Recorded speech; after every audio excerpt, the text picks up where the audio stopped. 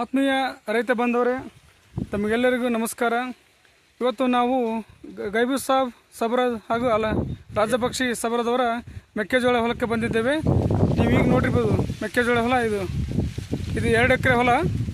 ಕಳೆದ ಬಾರಿ ಇವರು ನಮ್ಮ ಕಂಪ್ನಿ ಬೀಜಗಳನ್ನು ಬಿತ್ತಿದ್ರು, ತುಂಬ ಚೆನ್ನಾಗಿ ಇಳುವರಿ ಬಂದಿತ್ತು. ಹಾಗಾಗಿ ಈ ವರ್ಷವೂ ಕೂಡ ತುಂಬ ಚೆನ್ನಾಗಿ ಬೆಳೆಯನ್ನು ಬೆಳೆದಿದ್ದಾರೆ. ಇಂಥ ಬರಗಾಲದಲ್ಲೂ ಕೂಡ ಮೆಕ್ಕೆಜೋಳ ಯಥೇಚ್ಛಾಗಿ ಬೆಳೆದೈತಿ. ಬರ್ರಿ ಇವರನ್ನು ಪರಿಚಯ ಮಾಡ್ಕೊಳ್ಳೋಣ. ನಮಸ್ಕಾರ ಸಬರದ್ ಬಕ್ಷಿ ಸಹೋದರರೇ. ಸರ್, ನೀವು ಯಾವ ಕಂಪ್ನಿ ಬೀಜ ಹಾಕಿದ್ರಿ? ಜಟ್ ಬೀಜ ಹಾಕಿ ನೋಡ್ರಿ. ಜಟ್ ಬೀಜ ಹಾಕಿದ್ರೆ ಸರ್, ಹೇಗೆ ಬಂತು ಇಳುವರಿ? ಇಳುವರಿ ಚೆನ್ನಾಗೈತ್ರಿ ಅದು. ಹಾಂ, ಇದಕ್ಕೆ ಯಾವ್ದಾರ ನಡ್ಕ ರೋಗಪ್ಪ ಏನು ಬಂದಿತ್ತು ರೀ?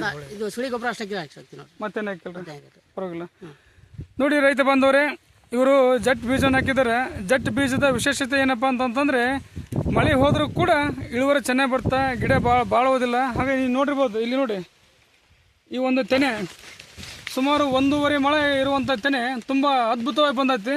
ಸೊ ಹಾಗಾಗಿ ಇವರು ಯಾವಾಗಪ್ಪ ಅಂತಂದರೆ ರಾಜಪಕ್ಷಿಯವರು ಸದಾ ಹೊಲದಲ್ಲೇ ಇರ್ತಾರೆ. ತುಂಬ ಶ್ರಮಜೀವಿಗಳು.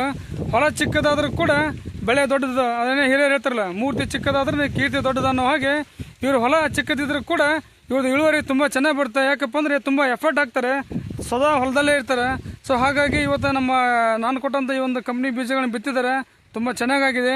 ನಾನು ಕೇಳ್ಕೊಳ್ಳೋದು ಇಷ್ಟೇ ರೈತ ಬಂದವರೇ, ಇವರ ಶ್ರಮಕ್ಕೆ ಚೆನ್ನಾಗಿ ಇಳುವರಿ ಬರಲಿ, ಲಾಭ ಬರಲಿ ಅಂತ ಹೇಳ್ತಾ, ತಾವು ಕೂಡ ಈ ಒಂದು ಕಂಪ್ನಿ ಬೀಜಗಳನ್ನ ಬಿತ್ತೋದ್ರಿಂದ ಉತ್ತಮವಾದಂಥ ಇಳುವರಿ ಬರ್ತಾ, ಇಳುವರಿ ಬಂತಪ್ಪ ಲಾಭ ಆಗೇ ಆಗುತ್ತೆ.